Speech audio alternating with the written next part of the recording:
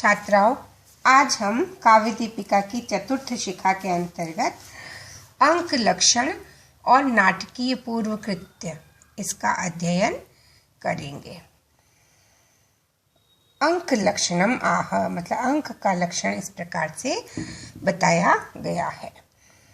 प्रत्यक्ष नेत्र चरितो रस भाव समुज्ज्वल नाना विधान संयुक्तो बीज संहृतिमान न च युक्तो न बहुभिर कार्यैर्नाति प्रचुर पद्यवान आवश्यकानां कार्याणाम अविरोधात् विनिर्मितः नानेक दिन निर्वर्त्य कथया संप्रयोजितः आसन्न नायकः पात्रैर्युतस्त्रिचतुरैस्तथा वध युद्ध विवाहाद्यैर्बीजतो नाति विस्तरः देवी परिजनादीनां प्रत्यक्ष चरितैर्युतः अंत निष्क्रांत निखिल पात्रो अंक इति कीर्तितः।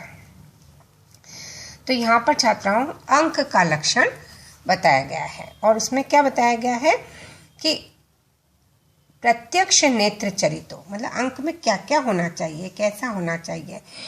तो सबसे पहली बात बताई है प्रत्यक्ष नेत्र चरितो मतलब जो नायक के प्रत्यक्ष जैसा चरित्र का वर्णन होना चाहिए। नेत्री मतलब नेता, नेता मतलब नायक। तो नायक का प्रत्यक्ष जैसा चरित्र का वर्णन होना चाहिए। और रस भाव समुज्ज्वल मतलब रस और भाव से और नाना विधान संयुक्तों और अनेक प्रकार की चेष्टाओं से अंक को विभूषित होना चाहिए।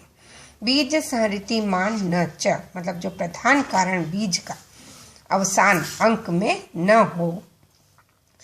युक्तो न बहुभी कार्य मतलब बहुत सारे कार्यों का विस्तार भी नहीं होना चाहिए। और नाति प्रचुर पद्यवान और पद्यों की अधिकता भी नहीं होनी चाहिए। प्रचुर मतलब अधिकता, पद्य मतलब पद्य की अधिकता नहीं होनी चाहिए।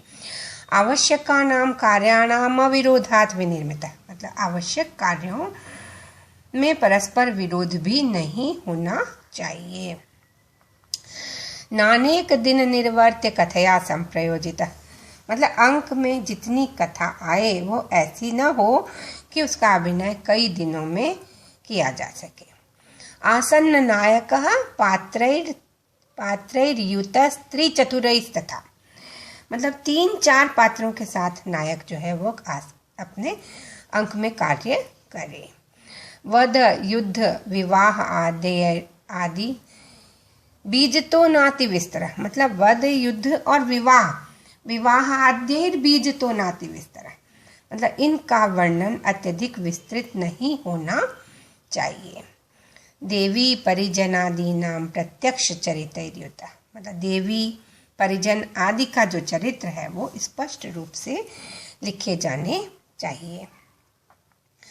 अंत निष्क्रांत निखिल पात्रो अंक इति कीर्तितः मतलब अंत में समस्त पात्र, निखिल पात्र मतलब सारे पात्र जो है वो निष्क्रांत, उनका निष्क्रमण भी दिखाना आवश्यक है।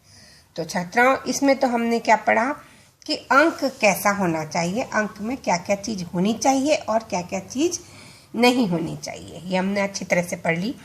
भावा से तात्पर्य यहाँ पर है देवादि विषयक रत्यादय, देवादि विषयक रति को भाव कहते हैं। बीजस्य संहृति बीज की संहृति संकोच को कहते हैं, संहृति संकोच। अब नाटकीय पूर्व कृत्यम नाटक में सबसे पहले क्या होना चाहिए इसके बारे में छात्राओं इसमें बताया गया है। तत्र पूर्वम पूर्वरंग सभा पूजा ततः परम कथनम कवि संज्ञादेर नाटकस्य अपि अथ आमुखम मतलब नाटक में सबसे पहले क्या होना चाहिए उसके लिए बताया इसमें। तत्र से तात्पर्य नाटक में, नाटके, तत्र मतलब नाटके। तो नाटक में पूर्वम मतलब सबसे पहले क्या होना चाहिए, पूर्व रंग और सभा पूजा ततः परम और उसके बाद सभा पूजा होनी चाहिए। और कथनम कवि संज्ञा और उसके बाद कवि का परिचय और नाटक आदेर नाटकस्य उसके बाद नाटक का जो नाम है वो, और आमुखम मतलब प्रस्तावना। इस प्रकार से ये क्रम इसका ऐसा होना चाहिए। अब यहाँ पर सभा पूजा से क्या तात्पर्य है? तो सभा पूजा के लिए बताया गया है कि विनीत वचनादिना सभ्यानाम आभिमुख्य संपादनम, मतलब नाटक आरंभ होने से पूर्व विनीत वचनों के द्वारा सभ्यानाम, जो सामने श्रोतागण है ना, जो दर्शकगण हैं, उन सभ्यों, उनके लिए सभ्य शब्द आया है कि सभ्य जन सज्जनों के चित्त को आकृष्ट करने के लिए, आभिमुख्य संपादनम, अपनी ओर आकृष्ट करने के लिए जो कुछ कहा जाता है उसे सभा पूजा कहते हैं। आमुखम मतलब प्रस्तावना। तो इस प्रकार से नाटक में सबसे पहले ये चीज़ें होनी चाहिए। आज हमने इसका अध्ययन किया। इसके बाद हम नेक्स्ट टर्म पर पूर्व रंग का लक्षण का अध्ययन करेंगे। जो भी हम पढ़ रहे हैं छात्राओं, उसका पुनः अभ्यास कीजिएगा। जो प्रश्न दिए जाते हैं, जो असाइनमेंट आपको दिया जाता है, उसको आप बराबर करते रहें।